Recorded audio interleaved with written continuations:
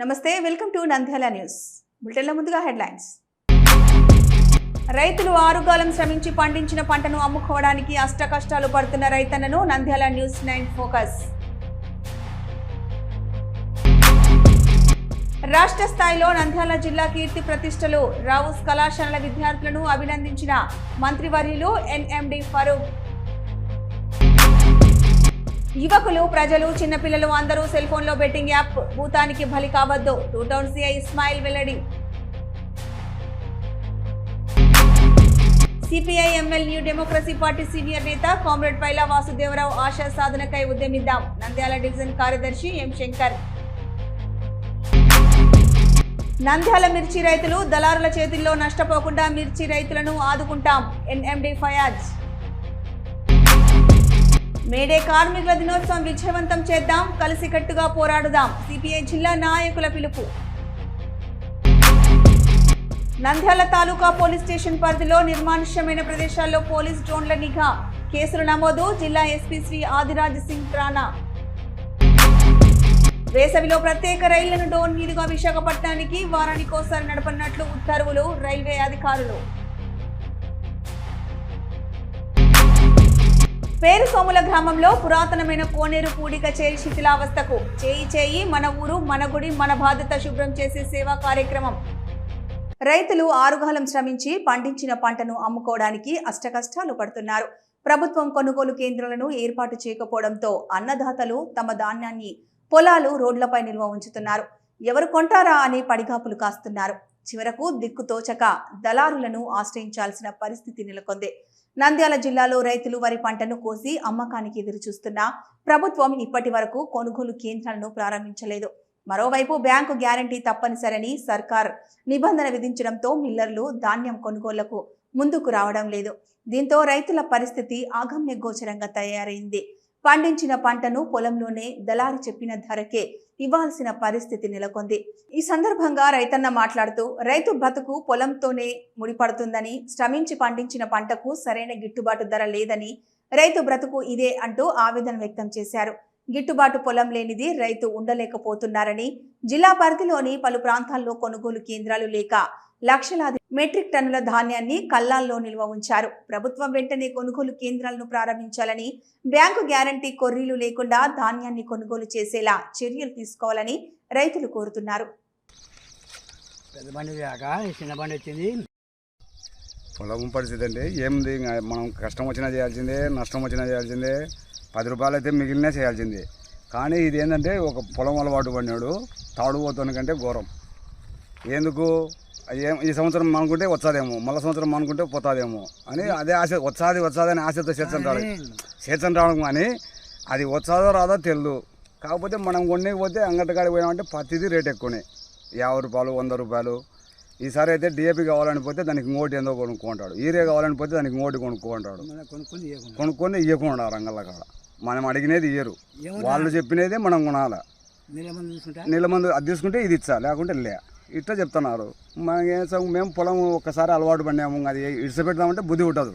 చేయాలని సత్యందాకైనా చేయాలని సత్యంగా ఇవ్వడం ఈ బండవు సత్యంగా మనకుంటాం తప్ప సవ్వకుండా మనకలేం. మనది వచ్చే సొంత పొలం కాదు, కౌలుది. వాళ్ళకేమో ముందే కౌలు ఇవ్వాలి. ఆ భరోసా గిరోసా అంటే అటు మనకి ఏం రూపాయి కూడా బిల్ల కూడా రాదు మన చేతికి. వచ్చినా అది రైతుకి కనీసం విత్తనాలు ఇయ్యరు మనకు. మేము పోయి కౌలు రైతున్నాయా మాకు విత్తనాలు కావాలి ఒక 4 ప్యాకెట్లు అంటే విత్తనం ఇయ్యడు. ఎందుకంటే నీది అది పాస్బుక్ దేపో అదేపో ఇదేపో అంటాడు. ఎవడిచ్చాడు మనకు పాస్బుక్ ఏమంటే ఇచ్చారా ఓనర్లు మనకి ఇయ్యరు. కాబట్టి ఇంకా నష్టం అంటే నష్టమే. మానుకుందామంటే మనకు బుద్ధి కాదు, ఖచ్చితంగా చేయాలి, ఎంతో కొంత చేయాలి. ఇప్పుడు 5 ఎకరాలు 6 ఎకరాలు చేసండి, ఇప్పుడు మానుకొని తగ్గించుకొని 2 ఎకరాలు చేసుకుంటాం. అట్లా పొలం అయితే మనకలేను, అదేమో చేయాల్సిందే, అది దాని బాధ. వెలువడిన జూనియర్ మరియు సీనియర్ ఇంటర్ ఫలితాలతో రాష్ట్ర స్థాయిలో మార్కులు సాధించిన రావుస్ విద్యార్థులను గౌరవ మైనారిటీ మరియు న్యాయశాఖ మంత్రివర్యులు శ్రీ ఎన్ఎండి ఫరూక్ గారు అభినందించారు. బైపీసీ గ్రూప్ నందు రాష్ట్ర స్థాయి మార్కులు 1000కి 991 మార్కులు సాధించిన ఆకుల మంజులతను, ఎంపీసీ విభాగంలో సి రవితేజ 1000కి 989, బి నాగశేషకుమార్ 1000కి 987 మార్కులు మరియు జూనియర్ ఎంపీసీ విభాగంలో 470కి 464 మార్కులు సాధించిన ఐ సుల్తానాను బైపీసీ విభాగంలో జేవి మనోహర్ 440కి 436 మార్కులు, అలాగే సిఈసి విభాగం నందు కె ఇందర్ 500కి గాను 482 మార్కులు, ఎంఈసి విభాగంలో 500 మార్కులకు గాను 478 మార్కులు సాధించిన జె తులసినాథుని అభినందించారు. అలాగే రాష్ట్ర స్థాయిలో నంద్యాల జిల్లా కీర్తి ప్రతిష్టలను ఇనుమడింపజేయడానికి కృషి చేసిన కళాశాల చైర్మన్ శ్రీ ఏఎంవి అప్పారావు గారిని, డైరెక్టర్ ఏ మోనిచంద్ర గారిని మంత్రి ఫరూక్ గారు అభినందించారు. ఇంతటి ఫలితాలు సాధించిన విద్యార్థులను, తల్లిదండ్రులను, అధ్యాపకులను అభినందించారు.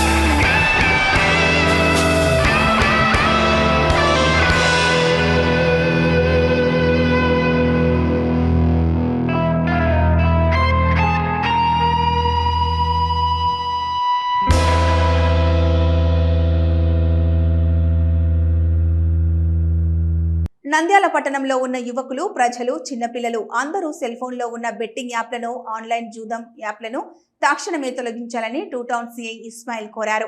ఈ సందర్భంగా టూ టౌన్ పోలీస్ స్టేషన్లో ఏర్పాటు చేసిన విలేకరుల సమావేశంలో సిఐ ఇస్మాయిల్ మాట్లాడుతూ, బెట్టింగ్, ఆన్లైన్ జూదాలకు సంబంధించిన యాప్లు ఏమైనా ఉన్నాయేమోనని తనిఖీలు చేయడం జరిగిందని, ఆన్లైన్ మోసాలకు ఎవరూ గురి కావద్దని తెలిపారు. ప్రజలు సహకరించాలని కోరారు. అందరికీ నమస్కారం.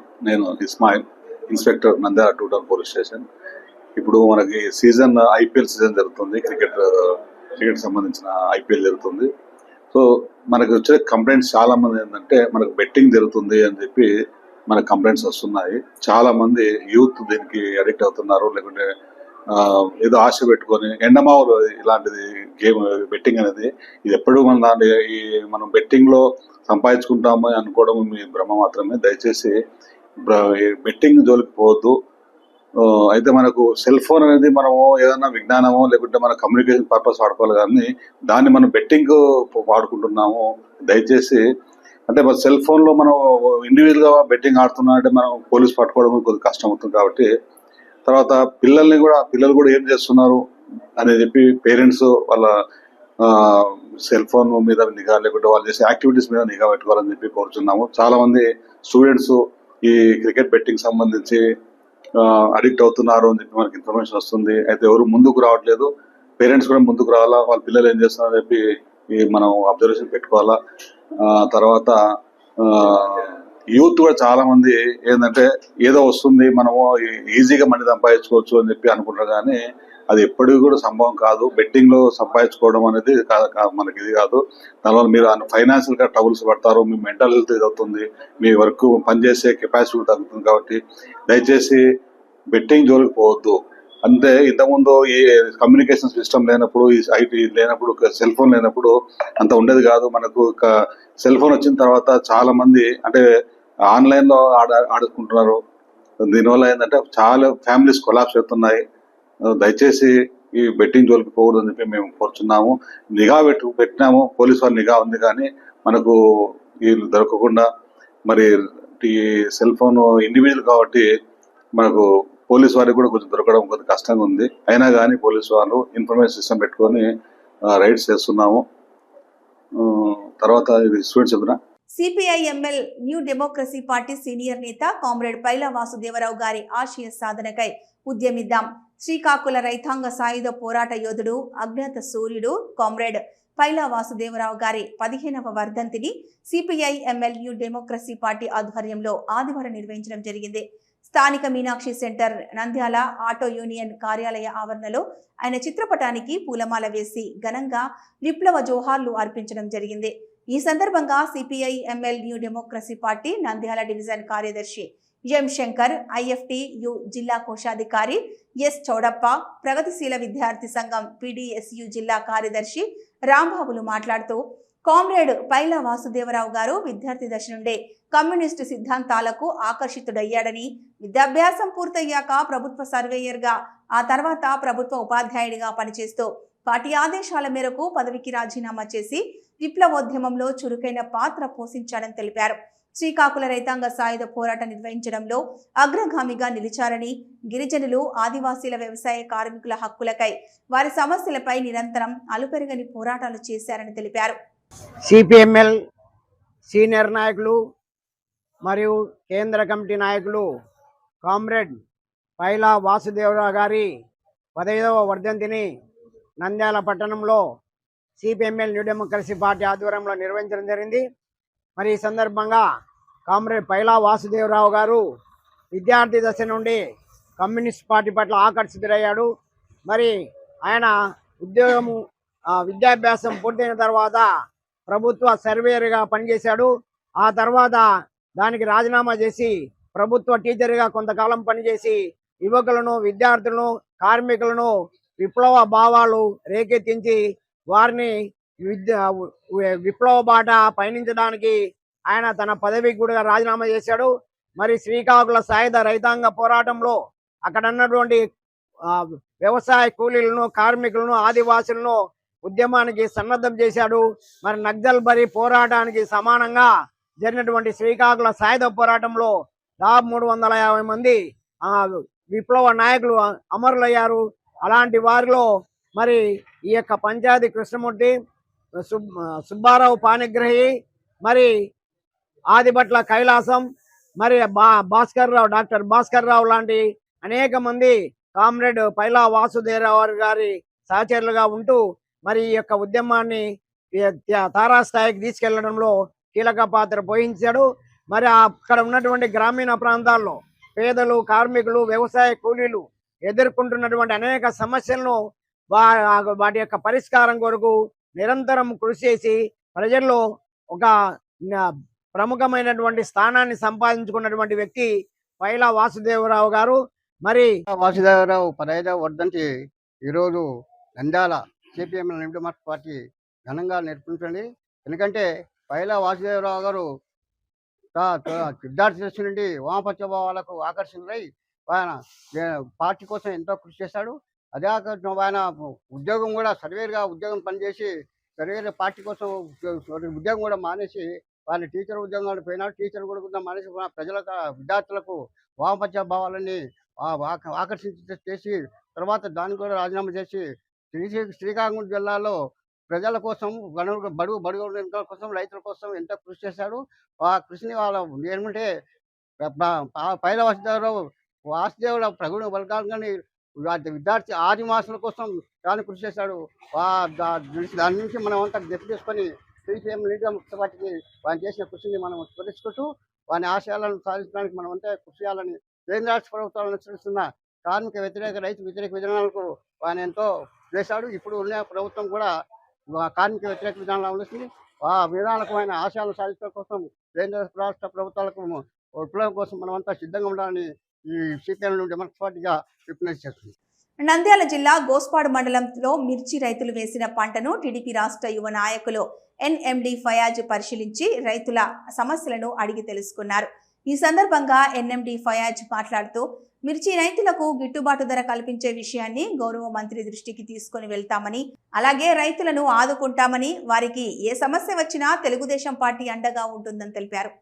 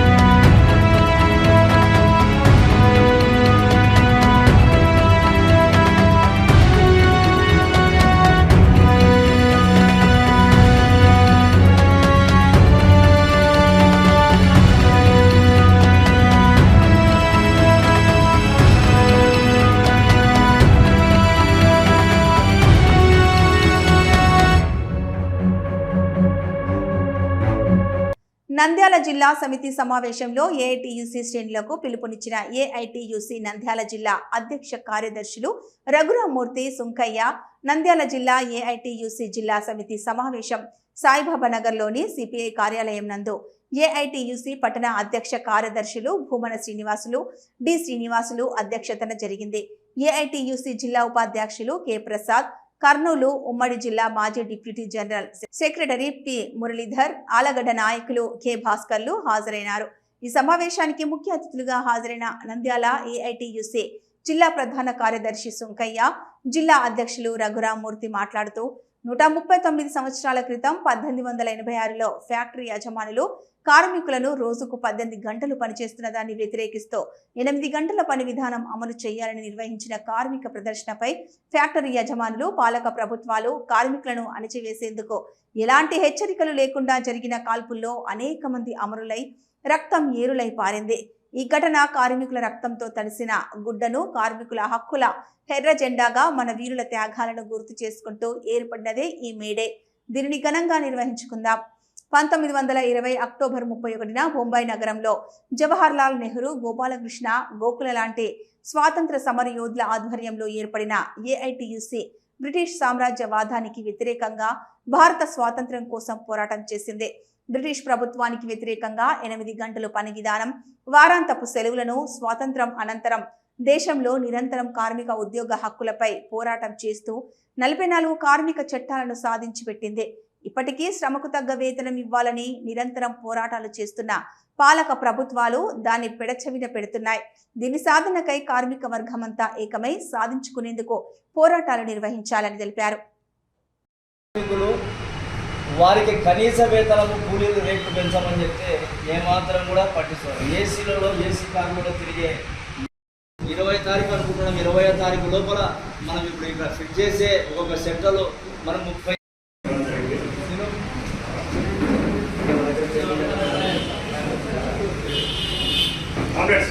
సమావేశం 6-7 సెక్టర్లు కూడా రాలే. పాపం అధ్యక్ష గారు 2 రోజులు సర్కిల్ తీసుకొని 2 రోజులు తిరిగి మన అందరికీ చెప్పినా కూడా దాదాపు 7 నిమిషాలు. మరి ఇది ఈ నిర్లక్ష్యం ఏనాడేది మన కార్మికులు పగలగొడుస్తున్నామని చెప్పి మన కార్మికులు కష్టపడి ఇక్కడ సంపదను సృష్టిస్తేనే ఈ దేశాభివృద్ధికి తోడ్పడుతుంది.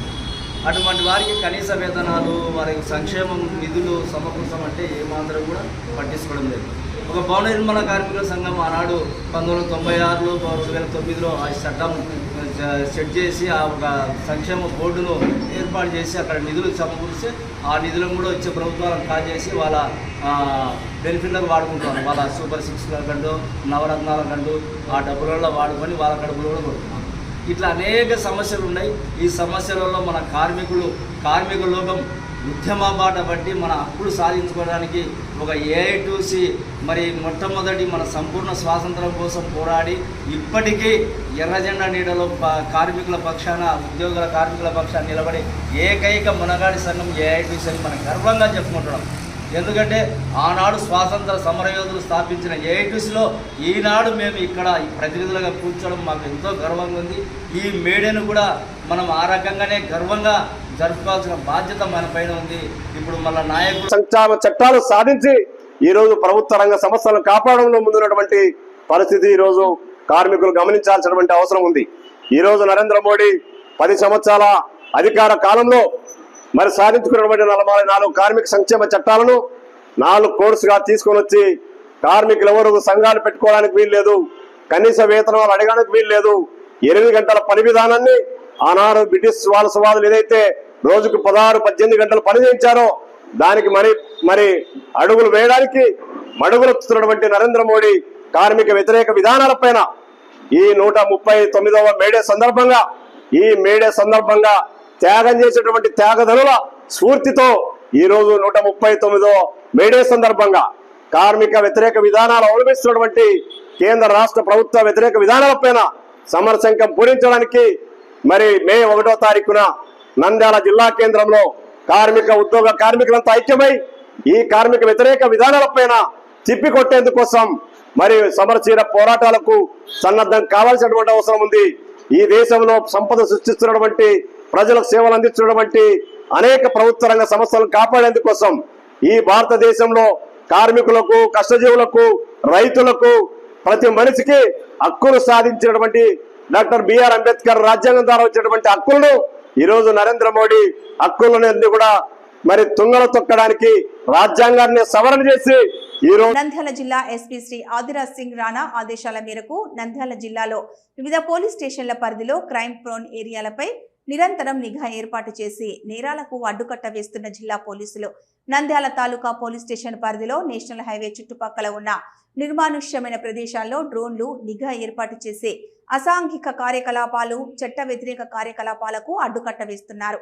గంజాయి వినియోగం, పేకాట శిబిరాలు, నాటుసార తయారీ, బహిరంగ ప్రదేశాల్లో మద్యం సేవించి న్యూసెన్స్ సృష్టించిన వారిపై ఈవ్ టీజింగ్, చైన్ స్నాచింగ్ మొదలగు చట్ట వ్యతిరేక కార్యకలాపాలు అరికట్టేందుకు ప్రత్యేక చర్యలను డ్రోన్లతో చేపడుతున్నారు.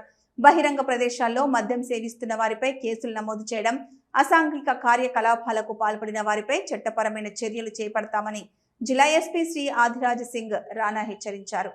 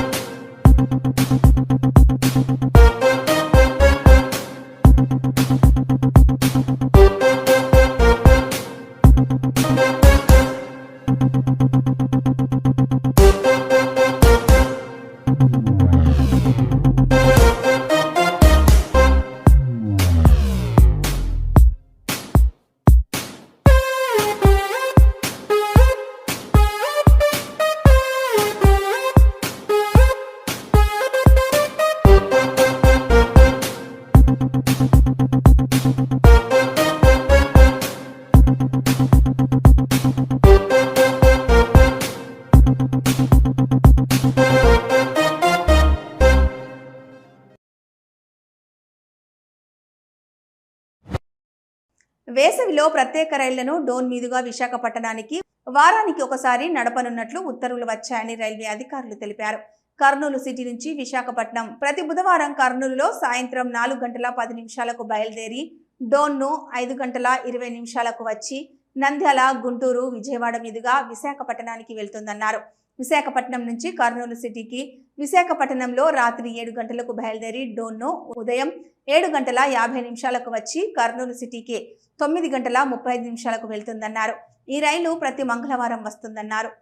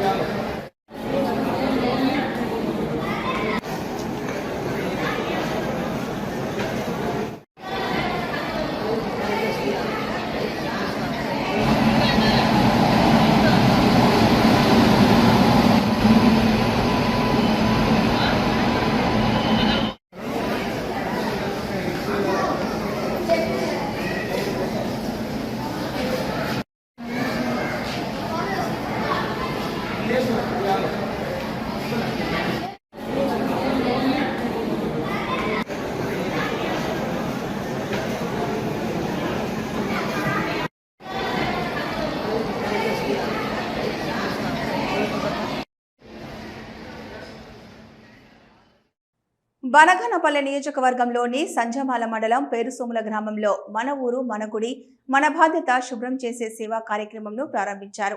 ఆ గ్రామంలో ప్రజలందరూ చేయి కలిపారు. పురాతనమైన కోనేరు పూడిక చేరి శిథిలావస్థకు చేరుకోవడంతో శుభ్రం చేసేందుకు గ్రామస్తులు నడుం వేయించారు.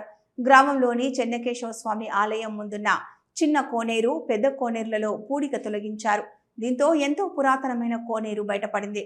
పెరుసోముల గ్రామంలో శ్రీ చెన్నకేశవ స్వామి దేవస్థానం అనుసంధానంగా ఉన్న చిన్న కోనేరు, పెద్ద కోనేరులలో పూడిక తీర్త చేపట్టారు. మన ఊరు మన గుడి మన బాధ్యత అంటూ గ్రామస్తుల సంకల్పం నెరవేరింది. పేరుసోముల గ్రామ పెద్దల ఆధ్వర్యంలో పేరుసోముల చుట్టూ ఉన్న గ్రామ ప్రజలు పూడిక తీత పనుల్లో పాల్గొన్నారు. పెద్ద కోనేరులో పూడిక తీస్తుండగా గంగమ్మ, ఇతర దేవతామూర్తుల విగ్రహాలు బయటపడ్డాయి. 13/4/2005 మా పేరుసోముల గ్రామంలో చెన్నకేశవ స్వామి టెంపుల్ అనుబంధంగా ఉన్నటువంటి చిన్న కోనేరు, పెద్ద కోనేరుని మా గ్రామ పెద్దలు, మా గ్రామ అధికారులు, మా నియర్ కోయలకుంట్లో ఉన్నటువంటి మా లాయర్ గారైన మా మల్లికార్జున రెడ్డి గారు, తర్వాత ప్రకాష్ నాయుడు గారి వారందరి ఆధ్వర్యంలో మా యూత్ని కలుపుకొని, మరి లేడీస్ని కలుపుకొని ఈరోజు స్వచ్ఛందంగా ఏ ఒక్క రూపాయి కూడా మరి ఖర్చు కాకుండా అందరి ఆధ్వర్యంలో ఈరోజు ఎన్నో ఏళ్ళ నుంచి మరి పూడికతో పూడుకొని ఉన్నటువంటి కోనేరుని ఈరోజు శుభ్రం చేయడం జరిగింది. కాబట్టి అందరికి కూడా ధన్యవాదాలు తెలుపుతున్నాం. అదేవిధంగా ప్రతి గ్రామంలో ఈరోజు మా ఊరిని ఆదర్శంగా తీసుకొని బావులు కానీ, చెరువులు కానీ, కుంటలు కానీ, దేవాలయాలు కానీ పాడుబడడానికి మరొక్కసారి ఆ పాత కూతుర్ని మర్చిపోకుండా మళ్ళీ పునరావృతం చేసుకోవాలన్న బాధ్యత ప్రతి ఒక్కరికి ఉందని చెప్పేసి నేను విన్నవిస్తున్నా. అలాగే మన ఊరు మన గుడి మన బాధ్యత అనే బాధ్యతతో ప్రతి ఒక్కరు కూడా ఇవి ఇప్పుడు అప్డేట్స్ చూస్తూనే ఉండండి నంద్యాల న్యూస్ 9.